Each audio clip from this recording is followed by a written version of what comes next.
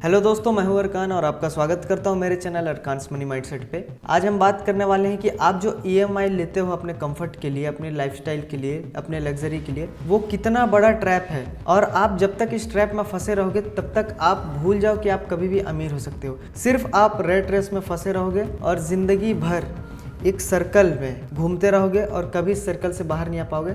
आपको सिर्फ भ्रम रहेगा कि आप एक दिन अमीर हो जाओगे, आप इस गरीबी के दलदल से बाहर निकल जाओगे, आप इस गरीबी के चैन को तोड़ दोगे, लेकिन ये चीज़ लॉजिकली कभी भी पॉसिबल नहीं हो पाएगा। तो आज हम इस वीडियो में यही बात करेंगे और वीडियो के एंड तक मैं आपको बिल्कुल भी समझा दूंगा कि ईएमआई को कैसे यूज़ करना है, किस चीज़ के लिए यूज़ करना है और किस चीज़ में अवॉइड करना है। बिल्कुल भी ईएमआई नहीं लेना है और किस चीज़ में आपको ईएमआई लेकर के खुद को ग्रो करना है। तो without wasting any time video को स्टार्ट करते हैं।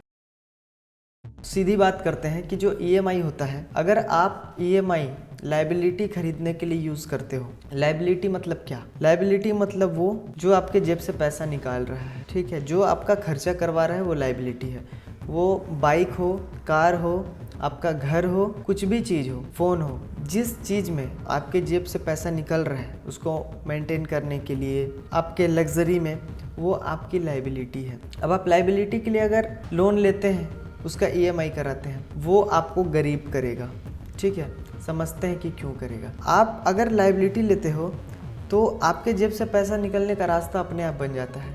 ठीक है, तो गरीब लोग और अमीरों में क्या फ़र्क होता है? फ़र्क यही है मेरे भाई कि जो अमीर होते हैं वो हमेशा एसेट बनाने के बारे में सोचते हैं, कैश फ्लो बनाने के बारे में सोचते हैं। और कैश फ्लो क्या है वो मैं आपको समझाता हूँ। देखो, जो गरीब इंसान है वो दिखावे में रहता है। लोग क्या सोचेंगे, लोग क्या बोलेंगे, मेरे पास गाड़ी होना चाहिए, मेरे पास लग्जरी होना चाहिए, ये होना चाहिए, वो होना चाहिए।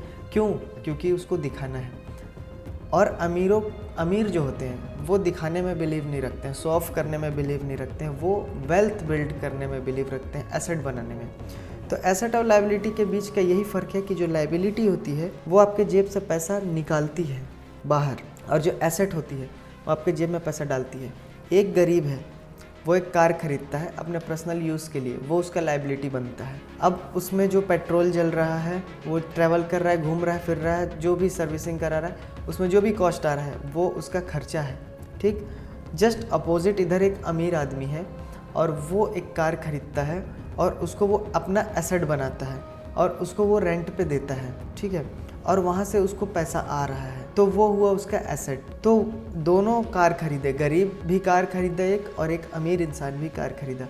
लेकिन गरीब का जो यूज़ है उसकी वजह से उसका खर्चा हो रहा है और अमीर का जो यूज़ है उससे उसको रेंट आ रहा है, तो उसका एक कैश फ्लो जनरेट हो गया विदाउट फिजिकली। मतलब यहाँ पे वो अपना टाइम नहीं दे रहा है, बिना टाइम दिए उसका पैसा उसके लिए काम कर रहा है, क्योंकि वो ऐसा सिस्टम बनाया है। अब जो अमीर है वो एक गाड़ी खरीद के रेंट पे लगाता है, तो वहाँ से रेंट आता है। उसके बाद फिर वो 2 गाड़ी, 4 गाड़ी, 10 गाड़ी लगाता है, वहाँ से उसका रेंट आता है। तो उसके पास तो कैश फ्लो जनरेट हो रहा है ना, उसके पास पैसा आ रहा है। और कैसे आ रहा है? उसके बदले में वो अपना समय नहीं बेच रहा है। लेकिन गरीब आदमी क्या करता है? जॉब करता है, पैसा कमाता है और वो पैसे को खर्च करता है अपनी लाइबिलिटी में, अपने कंफर्ट में, ईएमआई भरता है। और अमीर आदमी वहीं पे अपने पैसे को री इन्वेस्ट करता है, री इन्वेस्ट कर करके कैश फ्लो बढ़ाता जाता है और पैसिव इनकम की तरफ जाता है, ताकि उसका जो कैश फ्लो वो ज़्यादा से ज़्यादा हो और वो पैसे को सही से इन्वेस्ट कर सके, मैनेज कर सके। तो देखो, गरीब इंसान जो होता है ना, कभी भी अपने स्किल पे इन्वेस्ट नहीं करता है। अमीर इंसान अपने स्किल पे इन्वेस्ट करता है, सीखने पे इन्वेस्ट करता है। क्योंकि अगर आपके पास एजुकेशन ही नहीं है, आपके पास स्किल ही नहीं है, तो आप कैसे कमाओगे? आपके पास फाइनेंशियल एजुकेशन नहीं है, आप कैसे मैनेज करोगे पैसों को? अगर आप मैनेज करना जानते नहीं हो, आपके पास कितना भी पैसा आ जाए, आपसे मैनेज होगा नहीं, क्योंकि आपको पता नहीं है कहाँ इन्वेस्ट करना है, आपको डर लगेगा और मैक्सिमम चांसेस है कि आपके साथ फ्रॉड होंगे और आप क्विक रिच स्कीम की तरफ आगे बढ़ जाओगे कि आपको जल्दी अमीर बनना है, क्योंकि आपके अंदर पेशेंस नहीं है। अमीर इंसान जो होता है वो लंबा गेम खेलता है, लंबे समय का गेम खेलता है। तो यही फ़र्क है। तो भाई, ईएमआई का यूज़ आपको करना है एसेट बनाने के लिए। आप एसेट बनाने के लिए अगर लोन लेते हो तो आपका ईएमआई आपका कैश फ्लो ही भर देगा। सपोज एक एग्जांपल देता हूँ, आप अगर लोन लेते हैं, एक गाड़ी खरीदते हैं, ठीक है, गरीब आदमी अगर लोन लेके एक गाड़ी खरीदता है तो उसका ईएमआई जो भरेगा वो अपने सैलरी से भरेगा। ठीक है, और फ्यूचर में जो वो पैसा था वो भी उसका पहले से ही बुक हो गया, क्योंकि उसको देना है। प्लस रिस्क यहाँ पे भी है, स्ट्रेस यहाँ पे भी। अगर जॉब चली गई या हेल्थ इशू आया, कुछ भी, तो भी रेंट तो भरना ही, तो प्रेशर, स्ट्रेस तो रहेगा इसमें। वहीं पे जो अमीर इंसान है वो कार खरीदता है लोन पे, अब उसको वो रेंट पे लगा देता है, जहाँ पे भी वो लगाना चाहे वो लगाता है, वहाँ से उसका रेंट आ रहा है और वही रेंट उसका ईएमआई भर रहा है, ठीक है, और वही रेंट से कुछ पैसा उसका प्रॉफिट हो रहा है और कुछ ईएमआई जा रहा है। तो ऐसे बनता है सिस्टम और वो पैसा कमा रहा है, ठीक है।